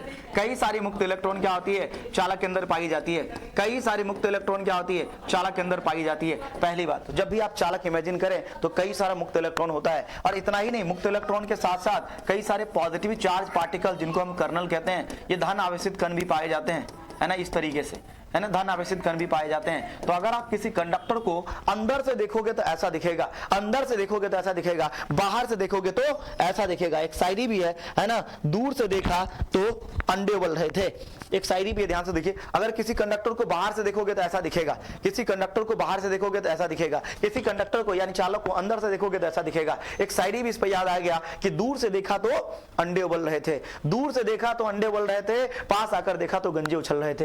ध्यान से सुनिएगा, ध्यान से सुनिएगा। ये आप दूर से देखोगे तो ऐसे नजर आएगा, पास से देखोगे तो ऐसे नजर आएगा, ठीक है। अब ये जो इलेक्ट्रॉन्स होते हैं इसी अनुप्रस्थ पाथ के क्षेत्रफल से निकल रहा होता है, या तो इधर से निकले या तो इधर से निकले, बात एक ही है, ठीक है। इधर से निकलेगा, अगर इलेक्ट्रॉन इधर जा रहा तो धारा की दिशा बदल जाएगी, जो मैं आगे आपको दिखाने वाला हूं। इतनी बातें क्लियर है, इतनी बातें क्लियर है। लेकिन जब ये इलेक्ट्रॉन निकलेगा ना तो ये पॉजिटिव चार्ज से टकराएगा, फिर टकराएगा, फिर चलेगा, फिर टकराएगा, फिर चलेगा, फिर टकराएगा। तो लगातार इस इलेक्ट्रॉन को चलने में तकलीफ हो रही है। इलेक्ट्रॉन को जाने से रोक रहा है कौन? ये पॉजिटिव चार्ज, है ना। ये पॉजिटिव चार्ज क्या कर रहा है? टकराने से, ये चलने से रोक रहा है। इसी गुण को, चालक के अंदर ये जो गुण है, इसी को हम कहते हैं प्रतिरोध, और प्रतिरोध को हम आर से सूचित करते हैं। यही सारी बातें आपको अगर आगे जाके देखने को मिलेगा। तो सबसे पहले चालक के कुछ गुणों के अंदर हम डिस्कस कर रहे हैं, पहले प्रतिरोध के बारे में। किसके बारे में? प्रतिरोध। प्रतिरोध को अंग्रेजी में हम कहते हैं रेजिस्टेंस, और इसको हम लोग आर से सूचित करते हैं, है ना। और किसी चालक के अंदर, किसी चालक का वह गुण जो धारा के प्रवाह को रोकता है ना, धारा या इलेक्ट्रॉन के प्रवाह को रोकने का जो गुण है उसी को हम प्रतिरोध कहते हैं। ध्यान से देखिएगा, जितनी इस दुनिया में जितने भी तार है उनके अंदर ये प्रतिरोध पाया ही जाता है। ऐसा कोई तार नहीं जिसका कोई आर नहीं। आर मतलब क्या? प्रतिरोध। मेरे बिट्टू भैया कहा करते थे, क्या कहते थे बिट्टू भैया? अभी बताएंगे आपको। ध्यान से सुनिए, ये इलेक्ट्रॉन है, ये पॉजिटिव चार्ज है, ठीक है, ये पॉजिटिव चार्ज है, ये पॉजिटिव चार्ज है, ये पॉजिटिव चार्ज है। ध्यान से देखिएगा, अगर मैं एक ही मुक्त इलेक्ट्रॉन के बारे में बात करो, ऐसे तो बहुत सारे जो मैंने आपको भी दिखाया था, एक मुक्त इलेक्ट्रॉन की बात करते हैं। ये इलेक्ट्रॉन चलेगा, टकराया, फिर चला, फिर टकराया, फिर चला, फिर टकराया, फिर चला, फिर टकराया, फिर चला, फिर टकराया, फिर चला, फिर टकराया, फिर चला, फिर टकराया, फिर चला, फिर टकराया, फिर चला। तो इस इलेक्ट्रॉन के किस्मत में ही क्या लिखा है? ठोकर खाकर कर चलना। तो इलेक्ट्रॉन के किस्मत में लिखा है ठोकर खाकर चलना। अब ये इलेक्ट्रॉन जब चल रहा है तो ये पॉजिटिव चार्ज क्या कर रहे हैं? अवरोध उत्पन्न कर रहे हैं, इलेक्ट्रॉन को जाने नहीं दे रहा है। तो इलेक्ट्रॉन के प्रवाह को रोकने का जो गुण है, उसी गुण को हम प्रतिरोध कहते हैं। बिट्टू भैया कहा करते थे कि जिस तार से धारा बहती है, आइए बिट्टू भैया की बात दोहराते हैं, ध्यान से सुनिएगा। बिट्टू भैया की बात दोहराते हैं कि जिस तार से धारा बहती है, ये तार है, यानी ये तार है, जिस तार से धारा बहती है उससे उष्मा मुक्त होती है, ऐसी कोई तार नहीं जिसका कोई आर नहीं। ध्यान से सुनिएगा, बिट्टू भैया की बातें हैं। कहते हैं जिस तार से धारा बहती है उससे उष्मा मुक्त होती है, ऐसी कोई तार नहीं जिसका कोई आर नहीं, और हर तार का अपना अपना आर होता है। कहना क्या चाहते थे बिट्टू भैया? बिट्टू भैया कहना ये चाहते थे, बिट्टू भैया कौन है पता है? बिट्टू भैया हमारे सर का नाम है, तो याद आ गई बिट्टू भैया की बातें। बिट्टू भैया कहा करते थे कि जिस तार से धारा बहती है उससे उष्मा मुक्त होती है, ऐसी कोई तार नहीं जिसका कोई आर नहीं, और हर तार का अपना अपना आर होता है। ध्यान से सुनिए, ये तार है तो इसके पास आर भी होगा, अगर तार है तो आर भी होगा, तार है तो प्रतिरोध भी होगा। आर को हम क्या कहते हैं? प्रतिरोध कहते हैं। तो तार है तो आर भी होगा, आर भी होगा, और हर तार का अपना अपना आर होता है। अगर मान लीजिए कॉपर का तार है तो कॉपर के तार का आर अलग होगा, अगर मान लीजिए ये एल्युमिनियम का तार है तो एल्युमिनियम के तार का आर क्या होगा? अलग अलग होगा। तो हर तार का अपना अपना क्या होता है? आर होता है। हर तार का अपना अपना क्या होता है? आर होता है, ठीक है। तो सबका प्रतिरोध क्या होता है? अलग अलग। और धारा को रोकने का गुण, अगर मान लीजिए इलेक्ट्रॉन को रोक रहे हैं मतलब धारा को रोक रहे हैं, इलेक्ट्रॉन को रोक रहे हैं मतलब धारा। अगर मान लीजिए किसी चालक से, है ना, किसी चालक से अगर मान लीजिए इसको हम बैटरी से जोड़ दें अभी, है ना, देखिए ध्यान से, तो किसी चालक से देखिए ध्यान से, इलेक्ट्रॉन जो है इस तरीके से आना शुरू हो जाता है, नेगेटिव टर्मिनल ये इधर ऐसे, तो इलेक्ट्रॉन इस तरीके से क्या कर रहा है? गति कर रहा है, ठीक है। तो धारा किस तरीके से गति करेगा? देखिए ध्यान से, धारा जो है ना इस तरीके से गति करना शुरू होता है। अब जब भी किसी भी पथ से धारा जाती उच्च विभव से निम्न विभव, तो प्लस से माइनस की तरफ, ठीक है, इस तरीके से। तो इलेक्ट्रॉन अगर मान लीजिए ऐसे आ रहा है तो धारा क्या जाएगी? ऐसे, जो हम आगे एक्सप्लेन करने वाले हैं, आगे समझाने वाले हैं, ठीक है। तो आपको क्या समझ में आया कि इलेक्ट्रॉन को इधर जाने से रोक रहा है कौन? ये पदार्थ खुद रोक रहा है, ठीक है। ये जो चालक है वो खुद रोक रहा है, और धारा को रोकने का जो गुण है उसे हम क्या कहते हैं? प्रतिरोध कहते हैं। और प्रतिरोध को हम क्या किससे सूचित करते हैं? आर से। किससे सूचित करते हैं? आर से। बेटा जी एक चीज और मैं आपको यहां समझाने वाला हूं, ये जो आर है ना, वो तार की लंबाई पे निर्भर करता है। अगर तार की लंबाई बढ़ेगी तो आर भी बढ़ेगा, यानी कि आर किसके समानुपाती है? लंबाई के। ये जो बीच में लिखा है ना छोटकू, इसका नाम समानुपाती है। इसका नाम क्या है? समानुपाती है। समानुपाती का मतलब होता है कि अगर एक बढ़ेगा तो दूसरा भी बढ़ेगा, इसी रिश्ते को हम समानुपाती कहते हैं। आप बढ़िएगा तो हम भी बढ़ेंगे, है ना, इसी रिश्ते को समानुपाती कहते हैं। इसलिए बार बार कहते हैं चैनल को दबा के शेयर किया कीजिए, लोगों तक पहुंचाइए, है ना, मन लगा रहेगा आपका भी और हमारा भी। ऐसे कई सारे लेसन्स में लेके आते रहूंगा मजेदार और अनोखे अंदाज में। अभी तो आपकी कहानी शुरू हुई है, कहानी अभी बहुत लंबी चलेगी। तो अगर लंबाई की बात करें तो लंबाई बढ़ेगा तो प्रतिरोध भी बढ़ेगा, लंबाई घटेगा तो प्रतिरोध भी घटेगा, है कि नहीं। तो एल बढ़ाओगे तो प्रतिरोध भी क्या होगा? बढ़ेगा। अगर मान लीजिए, ध्यान से सुनिएगा, अगर मैं छोटा सा एग्जाम्पल, ये तार है, ये छोटा तार है और इसी का एक बड़ा तार ले लेता हूं, इसी का एक बड़ा तार ले लेता हूं। देखिए ध्यान से, थोड़ा सा बड़ा तार ले लेता हूं, लंबाई नहीं बढ़ा रहा हूं, ठीक है, मोटाई नहीं बढ़ा रहा हूं, एकदम बड़ा तार ले लिया। देखिए ध्यान से, और अब हम कंपेयर करेंगे, ध्यान से देखिएगा। ये इलेक्ट्रॉन है, एक इलेक्ट्रॉन से पूरी कथा समझेंगे, एक इलेक्ट्रॉन से पूरी कथा को समझा देंगे, ये इलेक्ट्रॉन है। अगर लंबाई बढ़ा, है ना, तो इलेक्ट्रॉन के किस्मत में लिखा था ठोकर खाकर चलना, इलेक्ट्रॉन की किस्मत में लिखा था ठोकर खाकर चलना, ठीक है। अगर यहां लंबाई कम है तो इलेक्ट्रॉन गया, टकरा, फिर आगे निकल गया। यहां देखिए इलेक्ट्रॉन को टकराना पड़ेगा बहुत ज्यादा, ठीक है, बहुत ज्यादा टकराना पड़ेगा, फिर इलेक्ट्रॉन बाहर निकल पाएगा। तो आपने क्या देखा? लंबाई ज्यादा है तो प्रतिरोध भी ज्यादा होगा। जैसे मान लीजिए आपका घर गली में है, शुरुआत में है तो आपको कम प्रतिरोध मिलेगा, लेकिन अंदर है तो आपको बहुत ज्यादा प्रतिरोध का सामना करके तब आपको घर पहुंचना पड़ेगा। यही सारी चीज है। तो लंबाई बढ़ेगा तो प्रतिरोध भी क्या होता है? बढ़ता है। याद रखिएगा।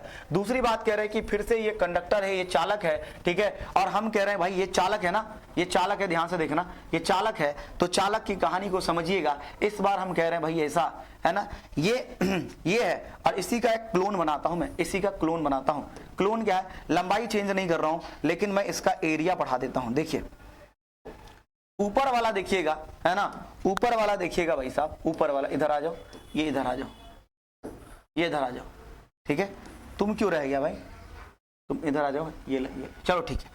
अब यहां देखिए, यहाँ ये जो इलेक्ट्रॉन्स है ना, तो ये पॉजिटिव चार्ज है, ठीक है, तो ये पॉजिटिव चार्ज है, तो यहाँ इलेक्ट्रॉन को निकलने में ये एरिया है, ठीक है, एरिया है, क्षेत्रफल है, तो यहाँ इलेक्ट्रॉन को निकलने में ज्यादा आसानी होगी, या यहाँ इलेक्ट्रॉन जो है ना ज्यादा आसानी से निकल पाएगा। सोचिए, यहाँ इलेक्ट्रॉन ज्यादा आसानी से निकल पाएगा, तो एरिया यहाँ क्या बड़ा है, तो प्रतिरोध क्या होगा, कम। यहाँ एरिया कम है, एरिया कम है, तो प्रतिरोध क्या होगा, ज्यादा होगा। देखिए अगर ध्यान से सुनिए, एक बहुत छोटी सी सड़क है जिससे आप जा रहे हैं, तो वहां आपको डिस्टर्बेंस ज्यादा होगा, प्रतिरोध ज्यादा होगा। एक बड़ी सी सड़क है, आप वहां जा रहे हैं, वहां प्रतिरोध ज्यादा होगा। सोच कर बताइएगा, जो बड़ी सड़क है, चौड़ी सड़क है, उस पर आप आसानी से जा सकते हैं, लेकिन अगर जो छोटा सा एरिया होता है ना, जैसे कि भगवान ये क्या कहते हैं, आप कभी बाबा धाम गए होंगे, तो वहां क्या एक ही गेट है, अनेक एक ही गेट निकलेंगे, छोटा जगह है, वहां प्रतिरोध बहुत ज्यादा होता है, एक दूसरे को धक्का मुक्की बहुत ज्यादा करते हैं।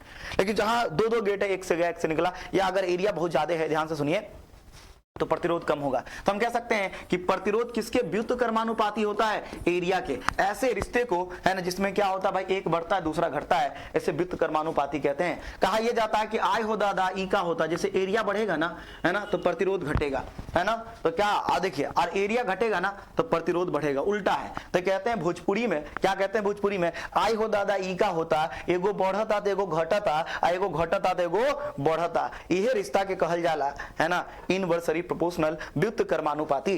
तो इसमें क्या होगा भाई, एक एरिया बढ़ाओगे तो प्रतिरोध क्या होगा, घटेगा। याद रखिएगा, मैंने आपको डायग्राम से समझा दिया है। तीसरी चीज क्या है जानते हो, ये देखिए, ये तार कॉपर का है और ये तार सिल्वर का है, सिल्वर का, ठीक है, और ये क्या है, कॉपर का।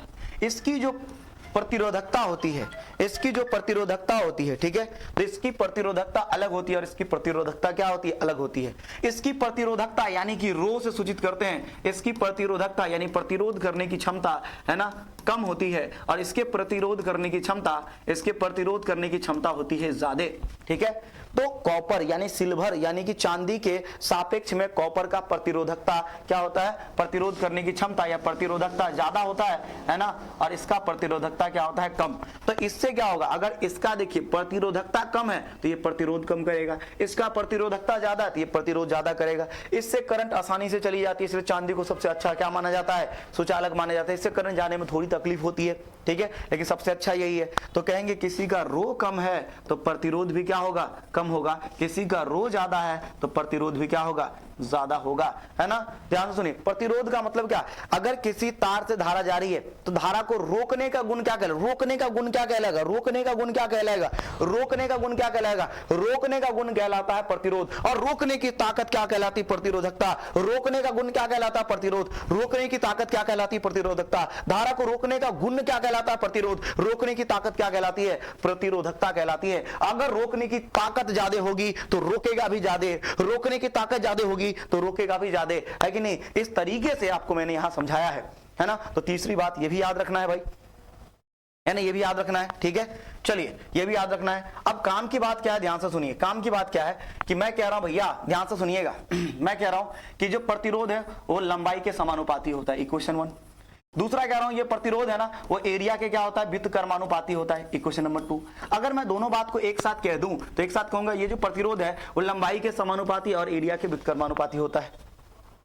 लंबाई के समानुपाती और एरिया के क्या होता है, व्युत्क्रमानुपाती, क्षेत्रफल के व्युत्क्रमानुपाती होता है। तो यहां से आर ऐसा हो जाएगा। अच्छा एक बात बताइए, फिजिक्स का एक रूल है कि जब भी हम किसी, है ना, समानुपाती के संकेत को हटाते तो एक नियतांक लाना पड़ता है। और आप जानते हैं कि अगर मान लीजिए कॉपर का छोटा तार है, ये कॉपर का बड़ा तार है, ठीक है, तार मत बदलिएगा, कॉपर का ये छोटा तार है और ये कॉपर का बड़ा तार है। इसके रोकने की ताकत और इसके रोकने की ताकत दोनों समान होगी। इसका रो भी सेम होगा, इसका रो भी सेम होगा।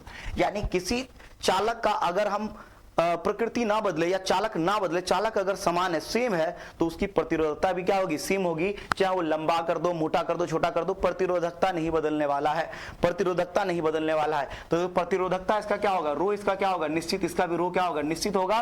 तो हम यहां से जानते हैं कि चालक के अंदर रो क्या होता है, निश्चित होता है। तो इसको हटाएंगे और यहां पर रो लाएंगे। तो जब भी किसी समानुपाती के संकेत को हटाते हैं एक नियतांक आता है, वो नियतांक है रो, है ना। तो रो एल और ये हो जाएगा ए, तो R is equal to rho L by A हो जाएगा। तो कहते हैं भोले भोले आर बराबर रोले, है ना। बिट्टू भैया कहते थे भोले आर बराबर रोले, भोले आर बराबर रोले। तो भाई आर बराबर क्या होगा, rho L by A. R बराबर क्या होगा, रो एल बाई ए। जहां आर क्या है, जहां आर तो प्रतिरोध है, आर क्या है, प्रतिरोध है। अरे भैया रो क्या है, प्रतिरोधकता है। रो क्या है, प्रतिरोधकता है, रोकने की ताकत है ना। और एल क्या है, लंबाई है, किसकी, चालक की। ए क्या है, अनुप्रस्थ काट का क्षेत्रफल है, किसकी, चालक की, है ना, चालक की, चालक की, है ना। इस तरीके से हमने फार्मूला बनाया है, इस तरीके से हमने क्या बनाया है, फार्मूला बनाया है। क्या बनाया है, फार्मूला बनाया है, फार्मूला बनाया है, फार्मूला, ठीक है। और प्रतिरोध का इकाई क्या होता है ये भी तो जान लो। प्रतिरोध का इकाई क्या होता है, तो प्रतिरोध का इकाई होता है भैया ओम। प्रतिरोध का इकाई क्या होता है, ओम। प्रतिरोध का इकाई क्या होता है, ओम। प्रतिरोध का इकाई क्या होता है, ओम। और ओम को सूचित करते हैं ऐसे, ओम को सूचित करते हैं ऐसे, ओम को सूचित करते हैं ऐसे। तो प्रतिरोध का इकाई एसआई मात्रक, एसआई मात्रक या इकाई क्या होता है, ओम। याद रखिएगा भी आई हो गया तुम्हारा, भी आई हो गया, बल्ले बल्ले हो गया तुम्हारा। चलिए आगे, आगे की कथा समझते हैं। आगे बहुत जोरदार बात लिखा हुआ है। क्या जोरदार बात लिखा है कि वैद्युत प्रतिरोधकता किसे कहते हैं या विशिष्ट प्रतिरोधकता किसे कहते हैं। भाई साहब आपको याद ही होगा अभी कि अभी मैंने प्रतिरोधकता की बात की थी, वैद्युत प्रतिरोधकता की बात की थी, जिसको हम किससे सूचित करते हैं, रो से। और विद्युत धारा को रोकने की जो क्षमता है, रोकने की जो ताकत है, उसी को वैद्युत प्रतिरोधकता कहते हैं, ठीक है। और इसकी इकाई होती है ओम मीटर, जो हम आगे डिस्कस करेंगे। कैसे आया ओम मीटर, देखिए ध्यान से। अब ओम मीटर कैसे आया देखिए ध्यान से, मैं क्या कह रहा था आपसे, ठीक है, मैं क्या कह रहा था आपसे। हाँ एक मिनट, चलिए मैं ये कह रहा था आपसे, देखिए मैं ये कह रहा था कि इसको हम क्या बोलते हैं, जैसे कि विशिष्ट प्रतिरोधकता का मतलब क्या होता है, विद्युत धारा को रोकने की ताकत। विद्युत धारा को जितना रोकेगा वो उसकी क्या कहलाती है, प्रतिरोधकता कहलाती है। इसको रो से सूचित करते हैं। और विशिष्ट प्रतिरोधकता क्यों कहा जाता है ये समझ लीजिए। विशिष्ट प्रतिरोधकता क्यों कहा जाए, जैसे मान लीजिए हमारे पास एक चालक है जिसका एरिया या क्षेत्रफल 1 मीटर स्क्वायर है, लंबाई कितना है 1 मीटर है, और प्रतिरोध कितना है इसका R है। तो हम जानते हैं कि R इज इक्वल टू क्या होगा, रो एल बाई ए, है ना। भोले R बराबर रोले, तो यहां से रो एल बराबर क्या होगा, R को A से गुना कर देंगे तो होगा R है, ठीक है। तो मान लीजिए इसके नीचे 1 है, इसके नीचे 1 है, इसको इससे गुना किया और इसको इससे गुना किया, तो आर ए बराबर क्या होगा, रो एल। यहाँ से रो एल क्या गुना में इधर आएगा तो भाग में, तो रो बराबर क्या होगा, आर ए बाई एल। अब यहाँ एरिया कितना है 1 मीटर स्क्वायर, तो एरिया की जगह पर लिख दिया 1 मीटर स्क्वायर, और लंबाई कितनी है 1 मीटर, तो हमने 1 मीटर रख दिया। एक चीज ध्यान से सुनो, है ना, एक चीज ध्यान से सुनो, मीटर ने मीटर को काट दिया, मारने का काम किसका है ना, काट दिया, है ना। मीटर ने मीटर को मार दिया, काटने का काम किसका है, लड़कियों का, है ना। ध्यान से सुनिए, तो रो बराबर क्या हो गया, आर। अब देखिए प्रतिरोधकता ही क्या बन गया, प्रतिरोध। तो इस प्रतिरोधकता को बोलेंगे विशिष्ट प्रतिरोध। क्यों, क्योंकि विशिष्ट परिस्थिति में आया है कि जब किसी तार की लंबाई 1 मीटर और एरिया यानी कि क्षेत्रफल 1 मीटर स्क्वायर हो जाए, तो उस स्थिति में जो चालक का प्रतिरोध है वही प्रतिरोधकता कहलाती है। और ये जो प्रतिरोधकता है ना, ये प्रतिरोधकता निर्भर करती है किस पर, पदार्थ की प्रकृति पर, पदार्थ की प्रकृति पर। अगर पदार्थ अलग अलग होगा ना, जैसे हमने आपको कॉपर और सिल्वर का एग्जांपल लेके बता दिया था, अगर पदार्थ अलग अलग होगा ना तो उसकी प्रतिरोधकता भी क्या होगी, अलग अलग होगी। लेकिन पदार्थ अगर सेम होगा तो प्रतिरोधकता भी क्या होगा, सेम होगा। साथ ही साथ ये तापमान पे भी डिपेंड करता है, तो ये तापमान पे भी निर्भर करता है, ठीक है, तापमान पे भी निर्भर करता है, जिसके बारे में आगे डिस्कस करेंगे। चलिए उसके बाद हम लोग बात करते हैं चालकता के बारे में। अगर मैं चालकता के बारे में बात करूं तो चालकता क्या है, ध्यान से सुनना। चालकता क्या है, जैसे किसी कंडक्टर के अंदर इलेक्ट्रॉन को रोका जा रहा था, धारा को रोकने का गुण, फिर भी धारा चली गई, है ना। तो अगर मान लीजिए हम कह रहे हैं कि ये चालक है, तो चालक के अंदर जैसे धारा को रोका जा रहा था उस तरीके से धारा रुका तो नहीं, है ना। इलेक्ट्रॉन क्या हुआ भाई, टक्कर खाते खाते चला तो गया, टक्कर खाते खाते चला गया। तो इलेक्ट्रॉन जा रहा है ऐसे, तो धारा जा रही है ऐसे। तो किसी चालक के अंदर जो धारा के बहने का गुण है, धारा के बहने का गुण है या धारा के प्रवाहित होने का गुण है, उसी को कहते हैं चालकता। और इसको हम जी से सूचित करते हैं, किससे, जी से। और ये जो चालकता होती है ना, वो प्रतिरोध का उल्टा ही होता है, व्युत्क्रम होता है। तो प्रतिरोध के व्युत्क्रम को ही चालकता या चालकत्व कहते हैं। सिंपल सी बात है। करंट को रोकने का गुण क्या कहलाता है, प्रतिरोध। और करंट को बहने या करंट के बहने का गुण क्या कहलाता है, चालकता, ठीक है, या चालकत्व। तो सिंपल सी बात है ना मेरे लाल, सिंपल सी बात है कि भैया कि करंट जा रहा है तो प्रतिरोध, अगर करंट जा रहा है तो क्या कहते हैं, चालकता, करंट को रोक रहा है तो प्रतिरोध दोनों एक दूसरे के उल्टे होते हैं, इसलिए G बराबर ये क्या है चालकता, G बराबर 1/R होता है। और जब भी किसी व्युत्क्रम को उससे गुना करते हैं, जब भी किसी व्युत्क्रम को गुना करते हैं तो आंसर आता है 1। इसको इससे गुना करेंगे कोना को, नहीं तो आंसर क्या आ जाएगा 1 आ जाएगा। जैसे मान लीजिए एगो गणित का बात बता देते हैं, साइन थीटा को कॉसेक थीटा से गुना करोगे तो आंसर आएगा 1। कहोगे कैसे, तो आइए ये होता है P/H और ये होता है तुम्हारा B/H, ठीक है। और ये दोनों कट्टा खुट्टी, एक मिनट सॉरी, ये होता है P/H, ये होता है H/P, है ना। H से H कट गया, P से P कट गया, आंसर क्या आएगा 1। तो आपने क्या देखा भैया कि अगर किसी व्यक्ति को उसके उल्टा से गुना कर दोगे तो वो हो जाएगा 1। तो ये चीज G को R से गुना कर दिया तो आ गया 1, ठीक है, याद रखिएगा। अगर मैं SI मात्रक की बात करूं, है ना, तो SI मात्रक की बात करता हूं भैया। अच्छा एक बार यहां से हम इसका SI मात्रक देख लेते हैं, ओम मीटर कैसे आया। तो देखिए फार्मूला हम जानते हैं कि R इज इक्वल टू क्या होगा रो L/A, है ना। तो रो बराबर क्या होगा RA/L। यहां से देखिए फार्मूला कहां गया, ये फार्मूला। तो यहां से R किसका, ओम, इसका ये प्रतिरोध का इकाई क्या होता है ओम, इसका क्या हो जाएगा मीटर स्क्वायर और इसका हो जाएगा मीटर। तो मीटर ने मीटर को मार दिया तो इसका हो जाएगा ओम मीटर, यूनिट हो जाएगा, इकाई हो जाएगा, याद रखिएगा ओम मीटर, ठीक है। चलिए उसके बाद आगे देखिए, इसका यूनिट हमें निकालना है। इसका यूनिट कैसे निकालेंगे, इसका यूनिट बहुत सिंपल है। कैसे, G बराबर क्या होता है 1/R। ये R का यूनिट पता है कि R का इकाई क्या होगा ओम, ओम को जब ऊपर ले जाएंगे तो क्या हो जाएगा प्रति ओम, ये हो गया खत्म, है ना। किसका, चालकता का यूनिट, चालकता का यूनिट। उसके बाद हम लोग आगे बात करेंगे वैद्युत चालकता के बारे में, कंडक्टिविटी के बारे में या स्पेसिफिक कंडक्टेंस के बारे में। जैसे देखिए धारा के बहने का गुण क्या कहलाता है, चालकता कहलाता है। और धारा के बहने की जो क्षमता होती है, धारा के बहने की जो क्षमता होगी उसे क्या कहेंगे, वैद्युत चालकता कहेंगे। और इसे हम सिग्मा से सूचित करते हैं, किससे, सिग्मा से। और ये क्या होता है, प्रतिरोधकता का व्युत्क्रम होता है। तो ये देखिए प्रतिरोधकता है तो सिग्मा क्या है, चालकता, विशिष्ट चालकता या वैद्युत चालकता, है ना। वैद्युत प्रतिरोधकता का क्या होता है, व्युत्क्रम होता है। और जब हम दोनों को गुना करेंगे तो क्या आ जाएगा 1 आ जाएगा। ऐसा ही मात्रक निकालेंगे तो सिग्मा इज इक्वल टू 1/ρ हो जाएगा। और रो का यूनिट होता है ओम पर ओम मीटर। ओम को ऊपर ले जाएंगे तो क्या हो जाएगा, पर ओम को ऊपर ले जाएंगे तो क्या हो जाएगा प्रति ओम, और मीटर को ऊपर ले जाएंगे तो प्रति मीटर। प्रति ओम को हम लोग महो भी कहते हैं, ठीक है, प्रति ओम को हम लोग कहते हैं महो। तो ये हो जाएगा महो प्रति मीटर हो जाएगा। तो बस इतना याद रखिएगा, फिर आगे की कहानी हम लोग आगे बढ़ेंगे। जब आगे बढ़ेंगे तो यहाँ पे आता है कूलम का नियम। यहाँ पे क्या आता है, कूलम का नियम। अब देखिए हम तो चाह रहे थे कि भैया हम चाह रहे थे आपसे कि कहानी जो है, ध्यान से सुनिए, कहानी हो जाए 2 एपिसोड में खत्म। लेकिन कहानी 2 एपिसोड में खत्म हुआ नहीं। क्यों नहीं हुआ, क्योंकि अभी कथा जो है देखिए अभी 28 पेज नंबर पे है। 28 पेज नंबर से जब हम आगे बढ़ेंगे, ठीक है, 28 पेज नंबर से आगे बढ़ेंगे तो कूलम का नियम है। कूलम का नियम तकरीबन 20 मिनट लगेगा समझाने में, 15 मिनट लगेगा समझाने में। तो यहां से जो है ना टॉपिक को और मजेदार अंदाज में, है ना, पढ़ेंगे आगे, ठीक है, पढ़ेंगे आगे। तो होगा क्या कि इसको हम अगले एपिसोड में क्या करते हैं, कंटिन्यू करते हैं। तब तक के लिए हम क्या करेंगे, ओके बाय, मिलते हैं अगले एपिसोड में और फिर हम क्या करेंगे, इसको कंप्लीट करा देंगे, ठीक है। तो तब तक के लिए हमारे साथ बने रहिए, सर्वोत्तम के साथ बने रहिए। आपका फीडबैक जितना बढ़िया आएगा उतना बढ़िया काम होगा। तो बस आप चैनल को सब्सक्राइब कीजिए, शेयर कीजिए, लोगों तक पहुंचाइए। एग्जाम का मौसम है, जितना हम आपको पढ़ा रहे हैं, ठीक है, सब कुछ आपके एग्जाम का ही है। और अगर मैं कह दूं कि इससे बाहर नहीं आएगा, इसके अंदर ही आएगा, कॉपी से ही क्वेश्चन आएगा, बोर्ड PDF से ही आएगा, तो फिर इसमें कोई अतिशयोक्ति नहीं होगी, आसानी से आप तैयारी कर सकते हैं। Thank you so much. And channel को फटाफट क्या कीजिए, शेयर कीजिए, यही आपसे आग्रह है। मिलते हैं अगले वीडियो में।